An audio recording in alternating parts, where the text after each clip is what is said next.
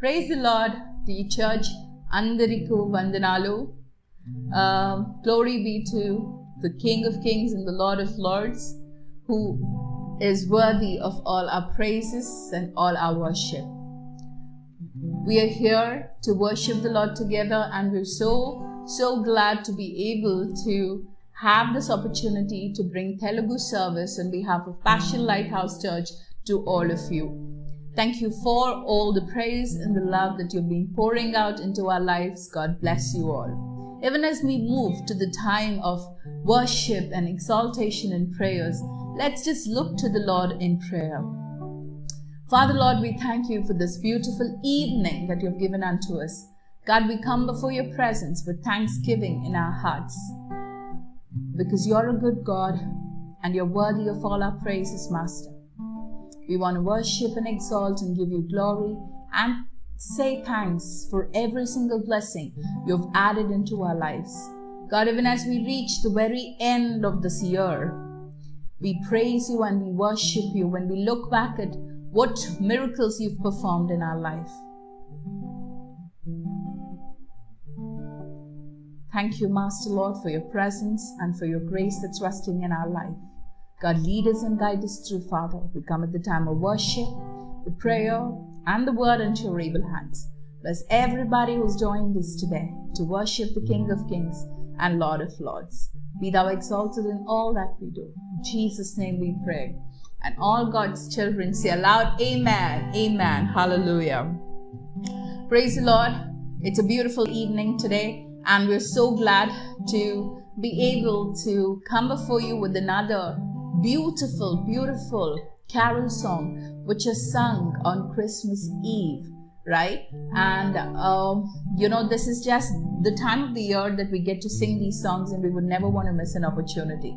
So let's just sing this song, Shuddha Ratri Sadhananga Nandaru Nidrepova.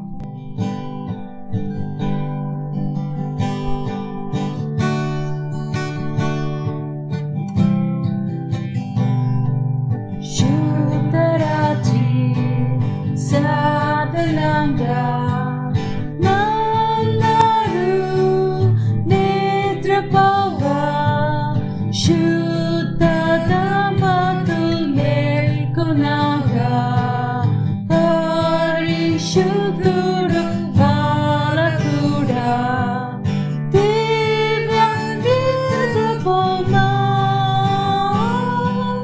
Divya Nidrepoma. Sing that again. Shuddha Ratri Sadhananga Nandaru Nidrepova Shuddha Dampatul Melkunaga Parishudura Balakuda Divya Nidrepoma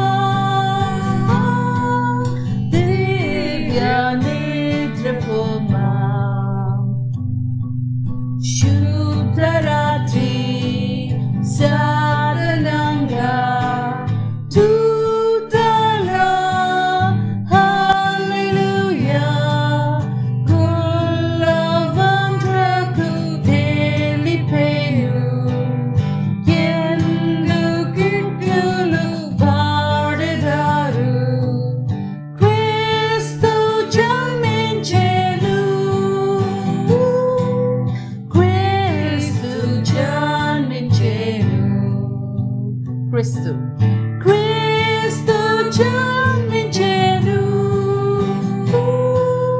Kristu Janminchenu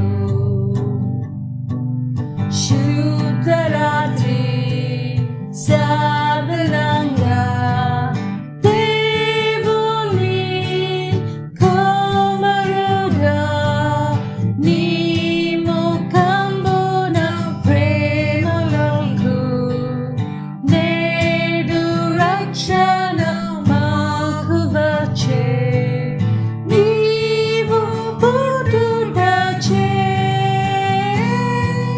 Nivu Buddhache. Can we sing Shuddha Ratri Sadhananga? Shuddha Ratri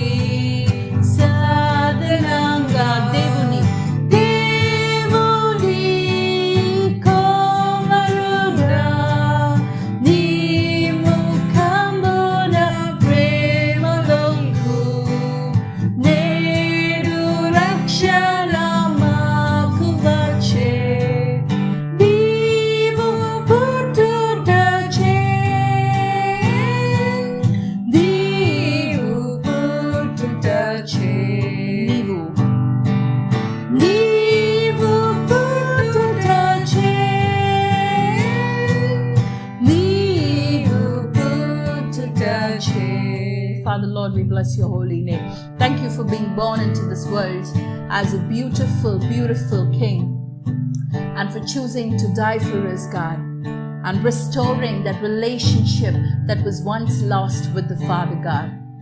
Can we just look to the Lord in prayer and say, Lord, I thank you for being born into this humble family. In spite of being a king, God, you chose to be humble.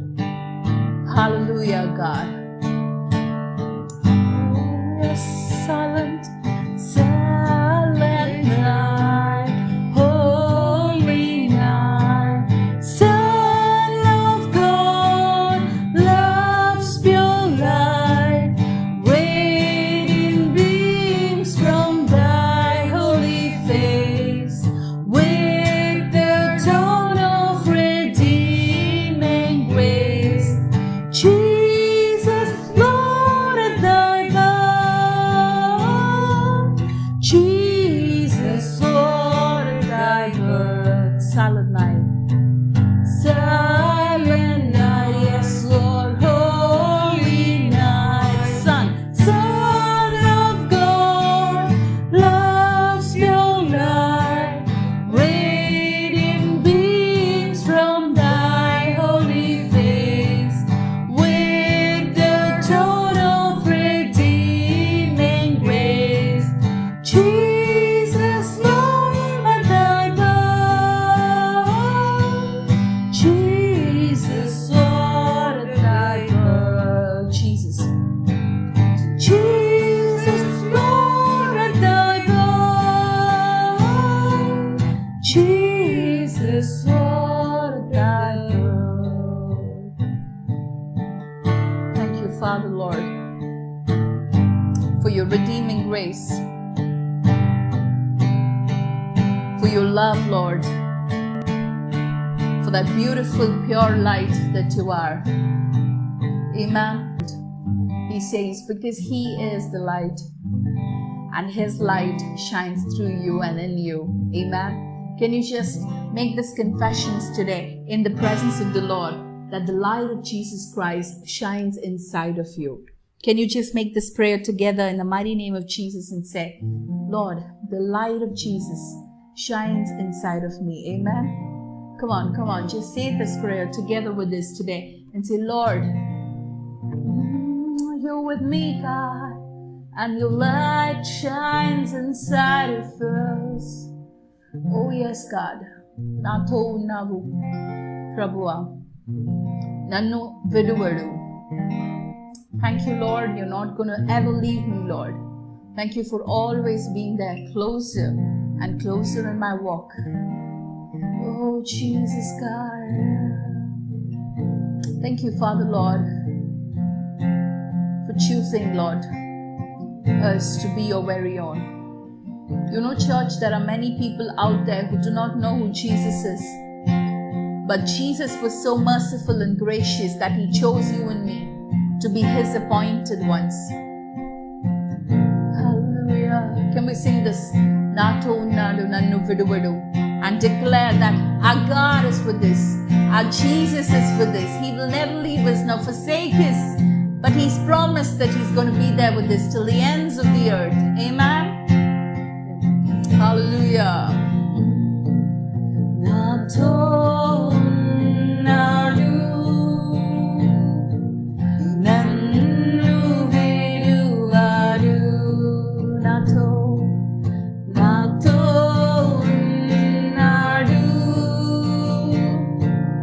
nannu viduvadu. Karuna karapu loyalo nenu san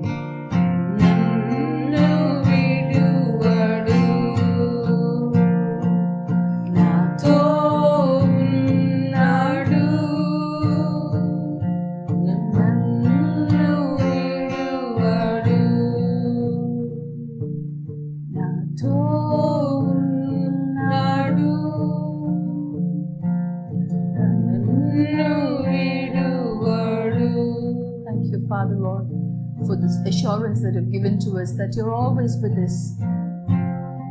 The places that we don't find anybody, Lord, you are there, right there. Lord, when I do not have hope, when I do not have courage, God, you fill me with that right amount of courage and boldness through your word, God. I thank you, Father, Lord, for this beautiful assurance. నాలో ధైర్యం లేనప్పుడు బలపరిచే వాక్యం నువ్విస్తావు ప్రభువా, అందుకే స్తోత్రం చెల్లిస్తున్నాం. Lord, we praise you, we worship you, God. ఎవరు లేని చోటులో నువ్వు ప్రభువా, అందుకే స్తోత్ర చెల్లిస్తున్నాం. Lord, we bless your holy name. Oh, we bless you, Jesus. We thank you for this promise that we have in you, Lord. That in you we are complete, that in you we are made whole, and we're not alone. We're not alone. Remember that God chose to send His only Son because He loves you and me. And that's what Christmas is all about, isn't it? That's what Christmas is all about. The love of Jesus Christ. Let us share this love of Jesus Christ to people around us, and let us glorify the beautiful and majestic name of our Lord and Savior Jesus Christ in every walk of our life. Father, we give you glory and we give you thanks and we give you praises. Be thou lifted in all that we do, Master. In Jesus' name we pray. Amen and amen. Amen.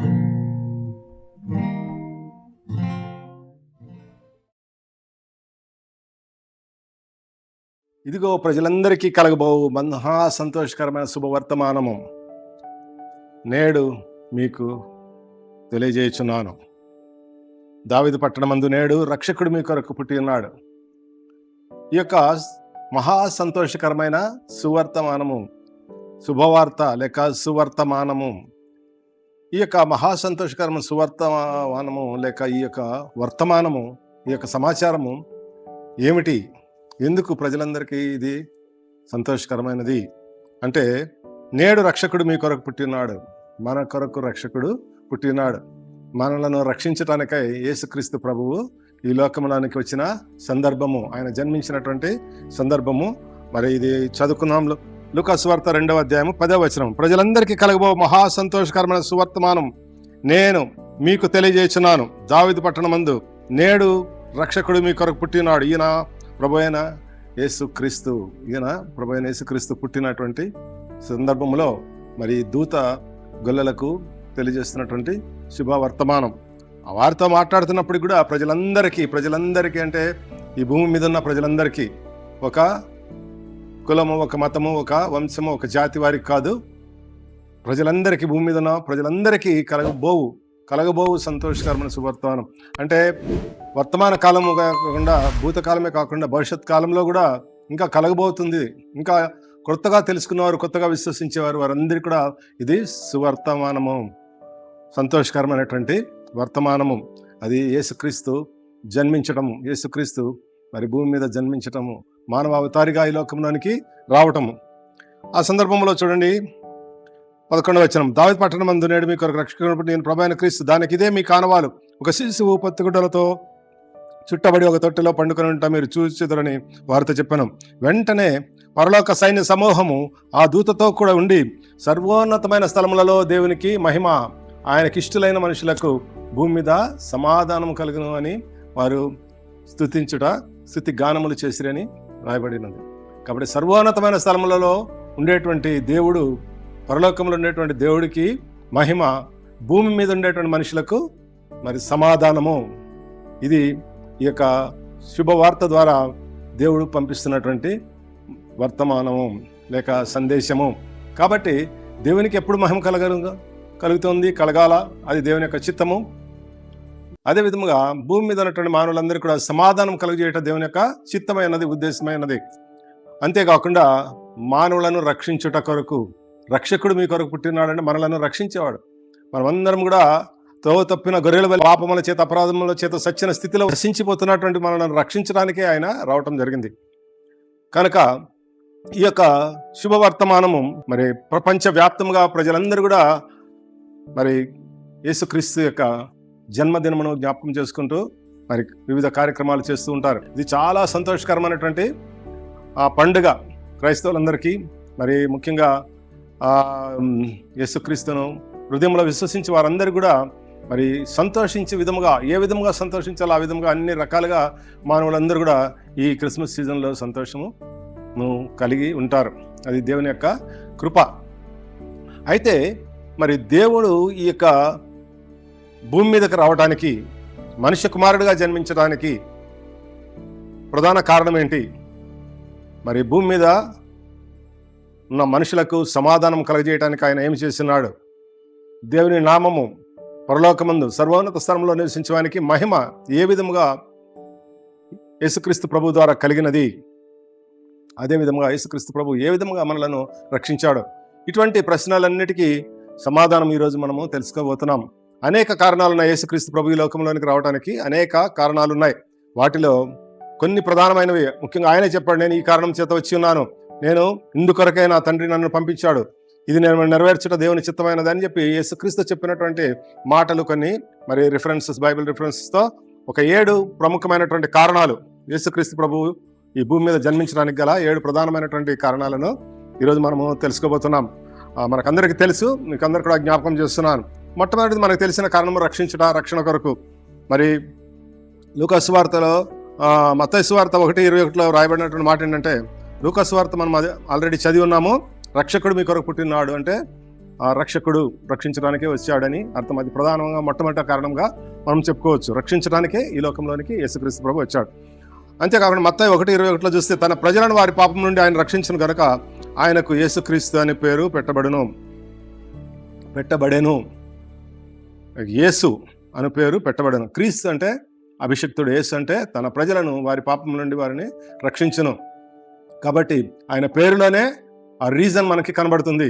యేసు అను మాటకు ప్రజలను పాపముల నుండి రక్షించేటువంటి దేవుడు, వ్యక్తి, అది ప్రధానమైనటువంటి కారణము. మనుషులను రక్షించడానికి దేవుడు ఈ లోకంలోనికి రావటం జరిగింది. నశించిపోయిన వారిని రక్షించడానికి, దారి తప్పి తిరుగుతున్నటువంటి గొర్రెలను మరి వెదిక రక్షించడానికి, ఈ విధంగా రక్షించుటకు అనేటువంటిది మనము మొట్టమొదట చూస్తున్నాం. అదేవిధంగా 3వ అధ్యాయము 17వ వచనంలో చూస్తే, లోకము తన కుమారుని ద్వారా రక్షణ పొందుటకే గాని లోకమునకు తీర్పు తీర్చుటకు ఆయన పంపబడలేదు. యోహాను సువార్త 3:17లో ఈ మాట రాయబడినది. తన కుమారుని ద్వారా రక్షణ పొందటానికి, అంతేగాని లోకమునకు తీర్పు తీర్చడానికి యేసుక్రీస్తును పంపలేదు. ఆ తీర్పు దినం అనేటువంటిది మరి చివరిలో ఉంది, అంతంలో ఉంది. కానీ ఇప్పుడు యేసుక్రీస్తు ప్రభు వచ్చింది మాత్రము రక్షించడానికే, ప్రజలను రక్షించడానికే కానీ తీర్పు తీర్చడానికి కాదు. మామూలుగా మనము చూస్తే యేసుక్రీస్తు ప్రభు ఎందుకు ఈ రకంగా మనిషిలాగా వచ్చాడు, ఇన్ని ఇబ్బందులు పడ్డాడు, ఇన్ని సమస్యలు ఎదుర్కొన్నాడు, మరి కొరడా దెబ్బలు తినటం ఏంటి, ఆ శిలువలో క్రూరంగా శిక్ష వధించడం ఏంటి, శాపగ్రస్తుడిలాగా మరణించడం ఏంటి, సర్వస్వం కోల్పోయిన వ్యక్తిలాగా, మరి బట్టలు కూడా లేనటువంటి వ్యక్తిలాగా ఆ విధంగా ఎండలో యేసుక్రీస్తు మరణించడానికి కారణం ఏంటంటే చాలా విచిత్రంగా ఉంటుంది. చాలామందికి హాస్యాస్పదంగా, మరి నశించిపోయే ఆత్మలకు ఇది వెర్రితనంగా అనిపిస్తుంది. రక్షింపబడుతున్న మనకు దేవుని శక్తి అయి ఉన్నది శిలువను గురించిన వార్త. కాబట్టి ఇక్కడ దీనికి ఎందుకంటే అంటే వారి ఉద్దేశంలో ఏంటంటే, ఒక దేవుడు మరి ఒక అవతారము ఎత్తి భూమి మీదకి వచ్చి మరి శిష్ట రక్షణ చేసి, అదేవిధంగా యేసుక్రీస్తు ప్రభు కూడా చేసి వెళ్ళిపోతాడు అని చెప్పి కొంతమంది ఉద్దేశించారు.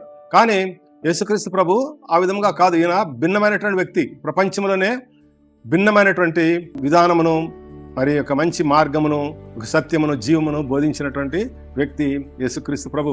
కాబట్టి ఆ విధంగా ఆయన శిక్షించడానికి రాలేదు, కేవలం రక్షించడానికి మాత్రమే వచ్చాడని యోహాను సువార్త 3వ అధ్యాయం 17వ వచనంలో రాయబడినది. తర్వాత 2వ కారణము నిత్య జీవమునిచ్చుటకు, ప్రజలకు నిత్య జీవమునిచ్చుటకు. మరి నిత్య జీవం అనేది మనకి యేసుక్రీస్తు ద్వారానే లభిస్తుంది. యేసును నమ్ముకున్నటువంటి వారు, విశ్వసించేవారు మరి నిత్య జీవమునకు వారసులు.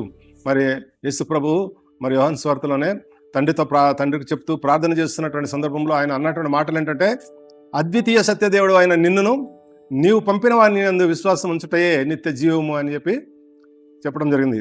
అద్వితీయ దేవుడైనటువంటి the only one god of the universe, ఆయన యెహోవా దేవుడు, తండ్రి అయిన దేవుడు, సృష్టికర్త అయిన దేవుడు, ఆయనను ఎరుగుట, మరి ఆయన పంపినటువంటి కుమారుడైన యేసుక్రీస్తు యందు విశ్వాసం ఉంచుటే నిత్య జీవము. ఆ విధంగా యేసుక్రీస్తు ప్రభు ద్వారా మనమందరం కూడా విశ్వసించే వారందరూ కూడా నిత్య జీవమునకు వారసులు అవుతున్నారు. మరి క్రీస్తునందు విశ్వసించేవారు, క్రీస్తులో మరణించేవారు మరి పరలోక రాజ్యానికి చేరటానికి యేసుక్రీస్తు ప్రభు ఒక మార్గాన్ని చూపించాడు, మార్గాన్ని ఇచ్చాడు. ఆ యొక్క నిరీక్షణ, ఆ యొక్క నమ్మకము, ఆ హోప్ అనేటువంటిది మనకందరికి కూడా ఉంది, క్రైస్తవులందరికీ. కాబట్టి ఈ నిత్య జీవము అనేటువంటిది, అంతేకాకుండా మనము 3:16 చూస్తే దేవుడు తన యొక్క ఉద్దేశాన్ని కూడా అక్కడ తెలియజేశాడు. దేవుడు లోకమునంతో ప్రేమించెను కాగా తన అద్వితీయ కుమారుడైనటువంటి యేసుక్రీస్తు ప్రభువును ఈ లోకంలోనికి పంపించి ఆయన యందు విశ్వసించేవాడు నశింపక నిత్య జీవం పొందినట్లుగా ఆయన అనుగ్రహించినని రాయబడినది. మనమందరం కూడా ఎంతో మరి దేవుని చేత, దేవుని కృప ద్వారా మనము రక్షింపబడిన వారము. మనకి ఈ యొక్క గొప్ప అవకాశం అనేటువంటిది యేసుక్రీస్తు ద్వారా మనకి కలిగింది. అది నిత్య జీవమునిచ్చుటకై యేసుక్రీస్తు ప్రభు ఈ లోకంలోనికి వచ్చాను అనేది మరొక కారణము. అపవాది క్రియలను లయపరచుట అనేటువంటిది మరొక ప్రధానమైనటువంటి కారణము. ఎందుకంటే ఈ అపవాది లేక ఈ లోక సంబంధి దుష్టుడు లేక సాతాను, దెయ్యములు, దుష్ట శక్తులు, మరి చీకటి శక్తులు, ఈ పేర్లు కలిగినటువంటి ఈ యొక్క దురాత్మల సమూహములన్నిటినీ నాశనం చేయాల్సిన పరిస్థితి ఎందుకు వచ్చిందంటే అవి ఈ లోకమును ఏలుతూ ఉన్నాయి. ఆ యొక్క మొట్టమొదటగా ఒక మనిషి యొక్క అవిధేయత వలన మరణం ఏ విధంగా వచ్చి ఏలుతుండేనో, భూమి మీద ఏలుతుండేనో, అదే విధంగా ఒక్క వ్యక్తి యొక్క విధేయత వలన మనకు కృపా బాహుళ్యమును, నీతి దానమును పొంది మరి నిశ్చయముగా యేసుక్రీస్తు అనే ప్రభు ఒకరి ద్వారానే మనము ఏలేవారిగా చేశాడు. కనుక ఈ యొక్క అంధకార సంబంధమైన అధికారం నుండి మనల్ని వేరు చేయట యేసుక్రీస్తు ప్రభు యొక్క ఉద్దేశము. ఇది మరి ఎవరైతే ఆది మానవుల కాలం నుండి దేవునితో, తండ్రి అయిన దేవునితో ప్రత్యక్ష సంబంధాన్ని కోల్పోయారో ఆ సంబంధాన్ని తిరిగి దేవుడు ఇవ్వటానికై ఆ రక్త సంబంధాన్ని మనకి కలుగజేశాడు, రక్త నిబంధన చేశాడు. మరి ఆయన శరీరమును, ఆయన రక్తమును మరి పాలి భాగస్థులు అవటం ద్వారా మనకి ఆ యొక్క అర్హతను తిరిగి దేవునితో ప్రత్యక్ష సంబంధాన్ని కల్పించాడు. ఇది దేవుని యొక్క మరొక ఉద్దేశం. ఇక్కడ చూడండి, మరి యొక్క ముఖ్యమైనటువంటి మాట, చాలా మీనింగ్ఫుల్ వర్డ్స్ మనం హెబ్రీ పత్రిక 2వ అధ్యాయము 14వ వచనంలో, మరణము యొక్క బలము గలవానిని అనగా అపవాదిని మరణము ద్వారానే నశింపచేయుటకు జీవితకాలమంతయు మరణ భయము చేత దాస్యమునకు లోబడిన వారిని విడిపించుటకు ఆయన కూడా రక్త మాంసములలో పాలివాడయ్యను. రక్త మాంసములు అంటే మానవునికి ఉండేటువంటి బాడీ, అంటే మానవ శరీరాన్ని ఆయన ధరించుకొని మానవ అవతారిగా ఈ లోకంలోనికి రావడానికి ఇదొక కారణము. నేను ఇందాకే చెప్పినట్టుగా ఆయన ఒక దేవుడుగా, సర్వోన్నతుని కుమారుడుగా, సర్వశక్తిమంతుడిగా వచ్చి ఆయన అద్భుత కార్యాలు, ఆశ్చర్యకార్యములు భూమి మీద జరిగించి తిరిగి వెళ్ళి ఉండొచ్చు. కానీ అది దేవుని యొక్క ఉద్దేశం కాదు. ఎందుకంటే మానవులందరికీ ఒక మంచి మార్గాన్ని చూపించి వెళ్ళాల. ఆయన ఒక్కసారి ఒక కార్యం జరిపి వెళ్ళిపోతే మరలా మనుషులు యథాస్థితిలోనికి వెళ్ళిపోతారు. కాబట్టి మానవులు మరి నిత్య జీవము పొందే వరకు, నిత్య జీవమునకు వారసులు కావాలా, నశించిపోకూడదు, ఎవరు కూడా నరకానికి పోకూడదు అనేది దేవుని యొక్క ఉద్దేశము. అందుకనే మరణ భయం చేత నిత్యము మరి దాసులుగా ఉన్న వాళ్ళైనటువంటి వారిని విడిపించడానికి, దాస్యమునకు లోబడిన వారిని విడిపించడానికి ఆయన కూడా రక్తమాంసంలో పాలిభాగస్తుడయ్యాను. ఎందుకంటే ఈ పాపమునకు, ఈ యొక్క సాతానుకు లేక అపవాదికి ఉన్నటువంటి బలం ఏంటంటే మరణము అనేటువంటి దాని యొక్క శక్తి, బలము. ఎందుకంటే అదే ఆ సాతానుడే మరి చేసేటువంటి పనులన్నిటికీ ఒక లక్ష్యం అదే. మనము యేసుక్రీస్తు ప్రభు చేసే కార్యములు లేక బైబిల్ గ్రంథము సూచించేటువంటి అన్ని మరి మార్గములు, అన్ని వాక్యములలో ఉన్న సారాంశం అంత ఏంటంటే మానవుడు నశించిపోకుండా నిత్య జీవమునకు వారసులు అవటము, నరకానికి పోకుండా పరలోక రాజ్యానికి వారసులు కావటానికే మరి యేసుక్రీస్తు ప్రభు ఈ లోకంలోనికి రావటం జరిగింది. కాబట్టి ఇది యేసుక్రీస్తు ప్రభు యొక్క ఉద్దేశం అయితే, సాతాను ఉద్దేశం ఏంటంటే మనుషులను వాళ్ళు మరణానికి గురి అయ్యేటట్టు చేయాలి. మరణానికి గురి చేయటం అంటే ఏంటి? మరణము దేనికి గుర్తు? శాపమునకు గుర్తు. మరి జీవము, నిత్య జీవం అనేది ఆశీర్వాదమునకు గుర్తు. కాబట్టి ఆ శాతాను శక్తి, శాతాను ఏ విధంగా ఉన్నాడు? వాడు శూన్యమైనటువంటి వ్యక్తి, వాడికి ఒక శరీరం లేదు, ఒక ఆకారం లేదు. మనిషిలో ప్రవేశించి మనిషిని వాడుకుంటూ మనిషి ద్వారానే మిగతా మనుషులందరినీ నాశనం చేస్తున్నాడు. అది వాడు చేస్తున్నటువంటి పన్నాగము. కాబట్టి యేసుక్రీస్తు ప్రభు కూడా ఆ సాతాను యొక్క కార్యములను లయపరచడానికి, వాడు వల్ల చేత కాదు నీకు అని చెప్పి నిరూపించడానికే ఆయన కూడా మనిషిలాగా రక్త మాంసములలో పాలిభాగస్తుడయ్యాడు అనేది దీని యొక్క ఉద్దేశము. కాబట్టి ఇక్కడ చూడండి, మరొకసారి చదువుదాం. మరణం యొక్క బలము గల వాణిని అనగా అపవాదిని, వాడికి బలము మరణమే. మరణం యొక్క ముళ్ళును యేసుక్రీస్తు విరిచేను అని ఉంటుంది. ఆ సిలువలో మరణించడము, మరి తిరిగి లేవటం ద్వారా ఆ మరణపు ముళ్ళు విరిగిపోయింది. సాతానును మరి అణగదొక్కాడు, సాతాను యొక్క కోరలు తీసివేశాడు, సాతాను పైన విజయము సాధించాడు, జయోత్సాహంతో ఆయన ఊరేగింపబడ్డాడు అని చెప్పి వ్రాయబడి ఉన్నది. కాబట్టి అది ఆ కార్యము ఏ విధంగా సాధ్యమైందంటే ఈయన కూడా రక్త మాంసంలో పాలిభాగస్తుడై మనలాగానే ఒక మనిషిగా జీవించి మనకు వచ్చేటువంటి సమస్యలన్నింటినీ కూడా ఆయన అనుభవించి ప్రతి సమస్యకు పరిష్కారాన్ని చూపించి ఒక మంచి మార్గము మనకి చూపించి ఆ యొక్క మార్గమును, సత్యమును, జీవమును తానే అనేటువంటి మాటలను నెరవేర్చాడు.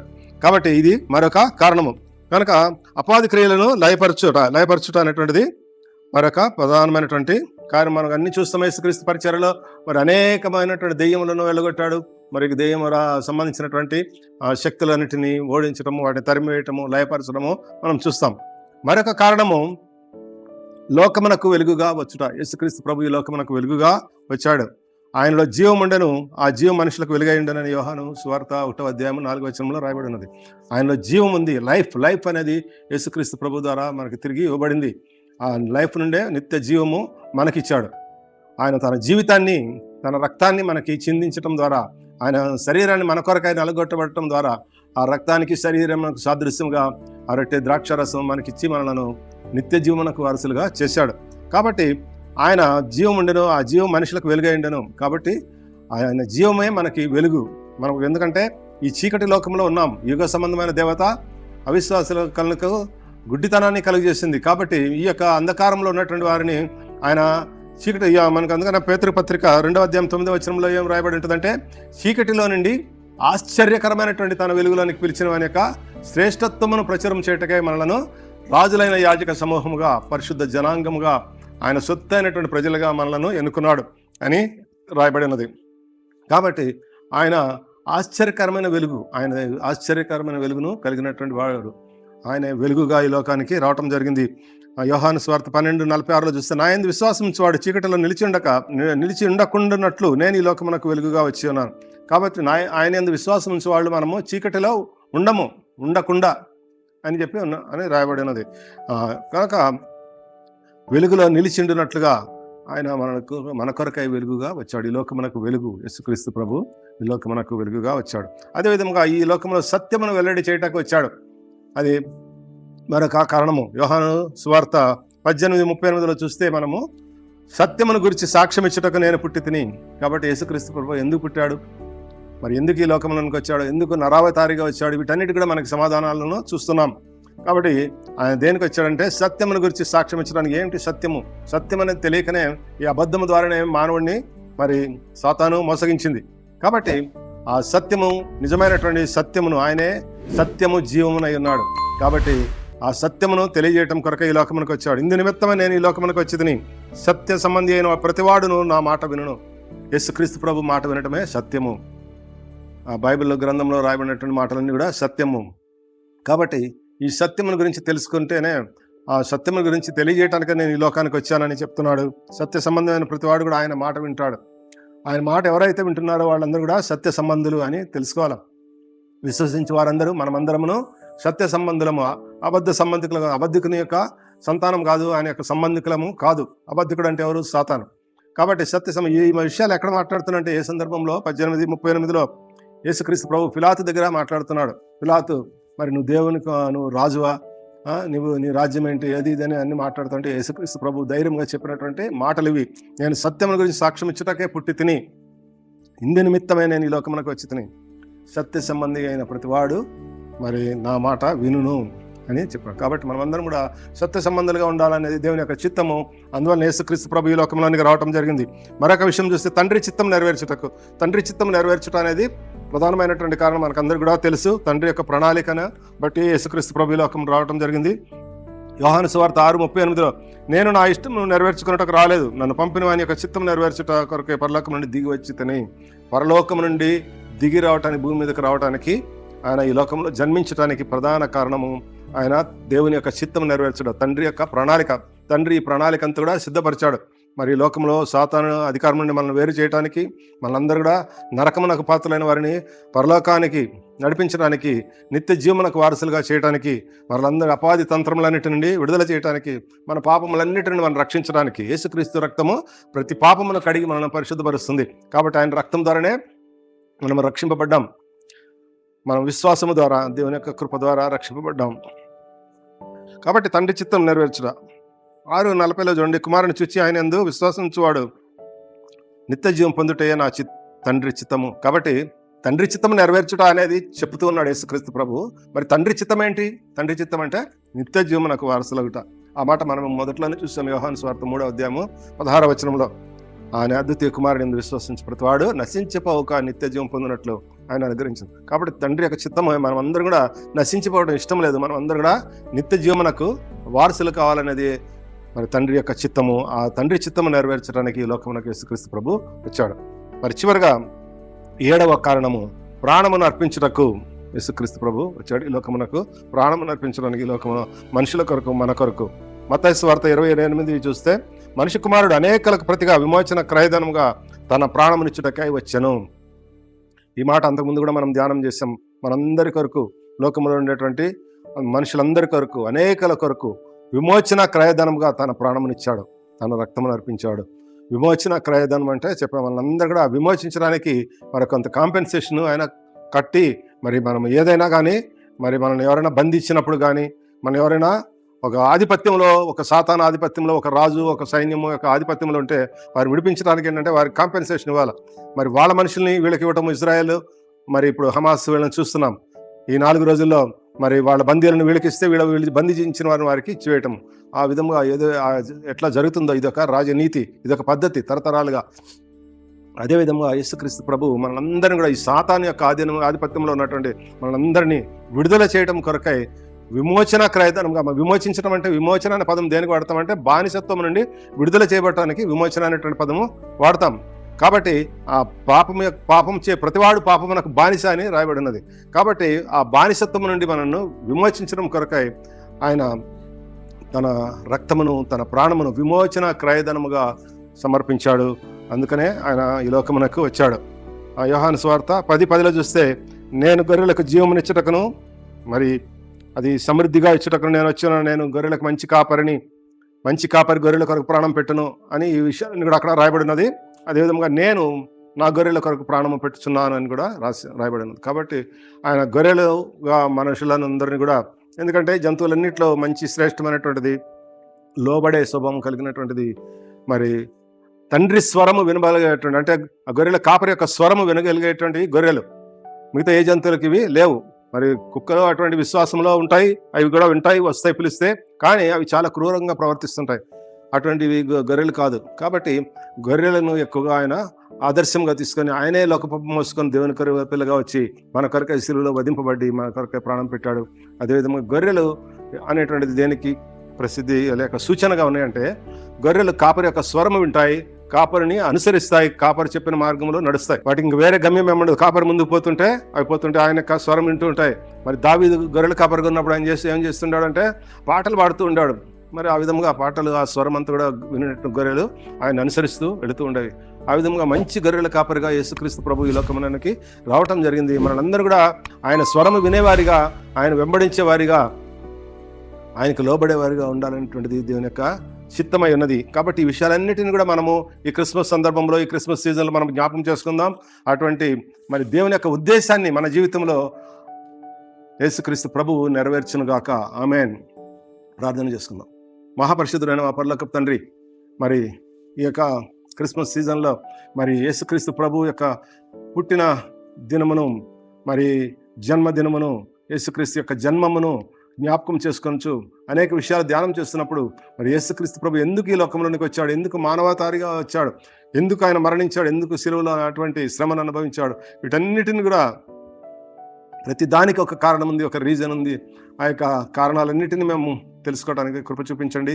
ఇప్పుడు కొన్ని కారణాలు మాత్రమే తెలుసుకున్నాం, ఇంకా అనేక కారణాలు ఉన్నాయి. వాటన్నిటిని కూడా తెలుసుకోవడానికి మాకు కావాల్సిన జ్ఞానమును, ప్రత్యక్షత హృదయం దయచేయండి. వీటిని తెలుసుకోవడం ద్వారా మీ చిత్తమును మేము గ్రహించి, మరి మీ చిత్తానుసారంగా మేము జీవించడానికి, మీ స్వరము వినేటువంటి గొర్రెలుగా ఉండటానికి, మిమ్మల్ని వెంబడించేటువంటి గొర్రెలుగా మేము ఉండటానికి సహాయం చేయమని అడుగుతూ యేసుక్రీస్తు నామమున ప్రార్థిస్తున్నాం తండ్రి. మన తండ్రి అయిన దేవుని ప్రేమ, కుమారుడైన యేసుక్రీస్తు ప్రభు యొక్క కృపయు, పరిశుద్ధాత్మ దేవుని యొక్క అన్యోన్య సహవాసం మనందరికీ ఇప్పుడు ఎల్లప్పుడు సదాకాలం తోడై ఉండును గాక. Amen. God bless you. Praise the lord.